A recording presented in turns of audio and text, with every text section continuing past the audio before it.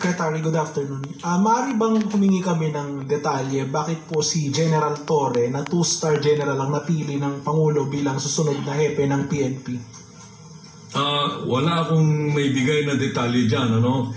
You know, the appointment of elements of the officers of the PNP, there has to be kept confidential. Okay? We should respect that confidentiality.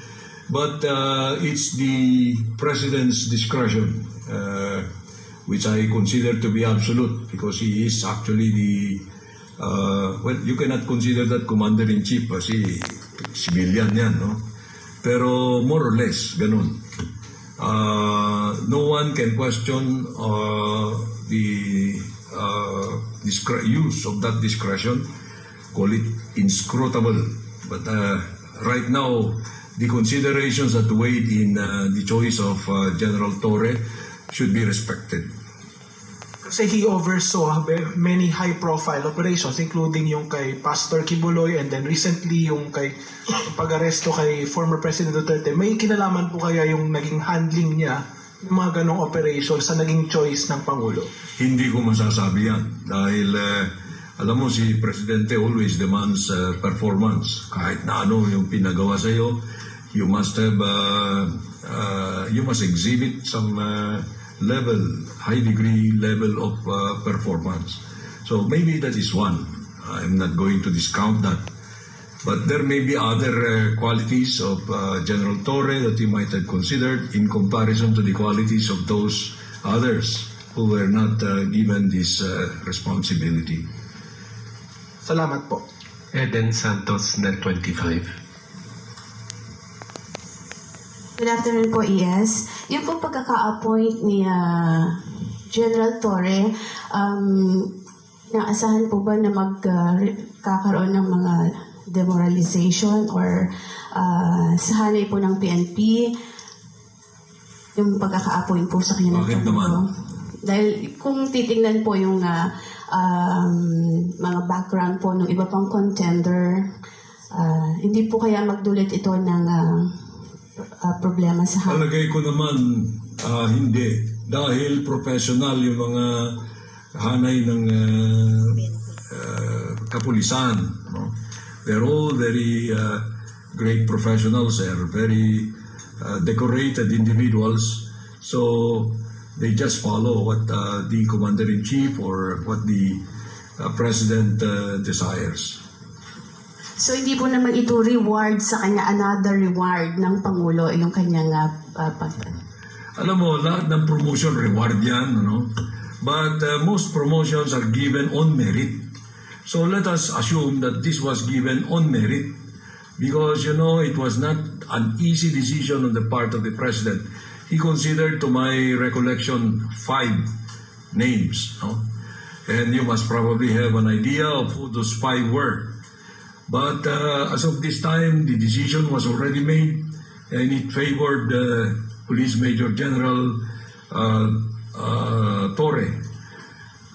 By the time he accepts this appointment, he will have the 4 stars. That is the regulatory rank, the stars. Thank you po. Ira Panganiban, DZRJ. Yes, General Torre will be serving 1 year and 9 months, if my calculations are correct.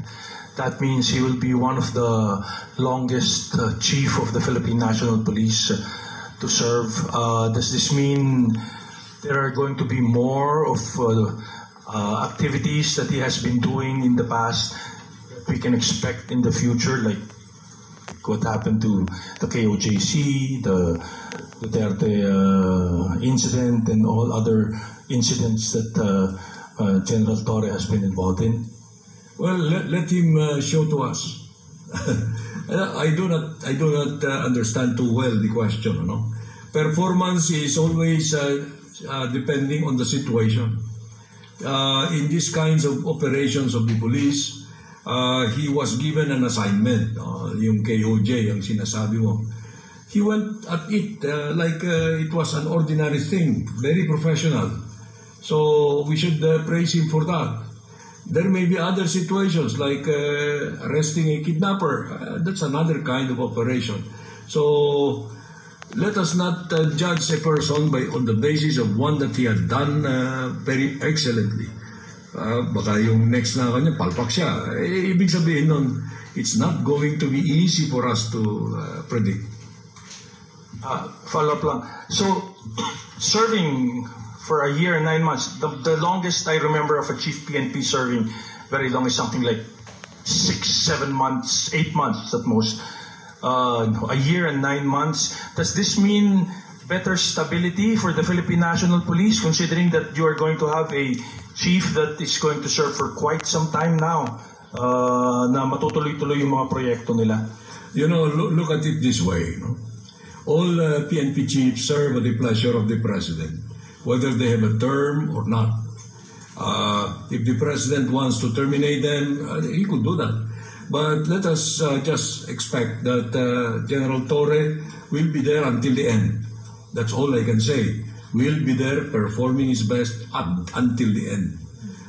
Everybody of us would like to do that ourselves. Thank you, sir. Ivan Mayrina, GMA Integrated News. Yes, good afternoon. Never miss a story. Unlock exclusive access to uninterrupted streaming and premium news content. Subscribe to ANC 24/7 on YouTube and join ANC Prestige today.